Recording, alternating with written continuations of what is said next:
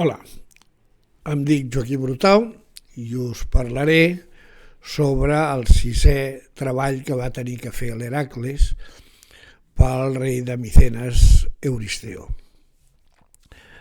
L'Hèracles, aquí el veieu, amb la clava,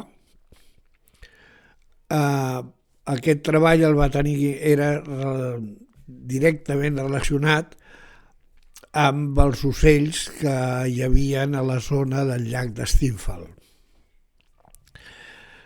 El llac d'Stymfal està situat en el Peloponès, com podeu veure,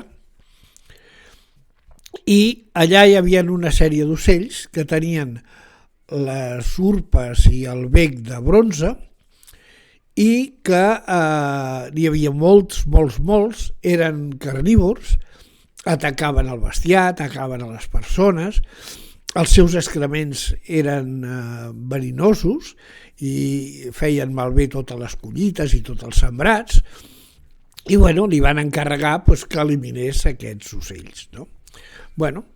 L'Hèracles se'n va anar cap allà amb el seu arc i les fletxes, va començar a matar ocells, però no tenia prou les fletxes per tota la quantitat d'ocells que hi havia i es va veure desbordat. No sabia com sortir-ne i va pregar a la deessa Atena. Atena llavors se li va aparèixer, li va entregar un picarol, altres diuen que era una campaneta, és igual, un picarol, una campaneta de bronze, li va dir que anés amb un turó i que des d'allà toqués la campaneta aquesta.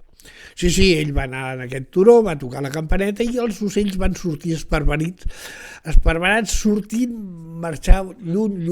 Uns van anar a la illa d'Ares, que uns anys més tard, després els argonautes els trobaran allà, aquests mateixos ocells, i uns quants se'n van anar precisament a Micenes, on estava l'Euristeo.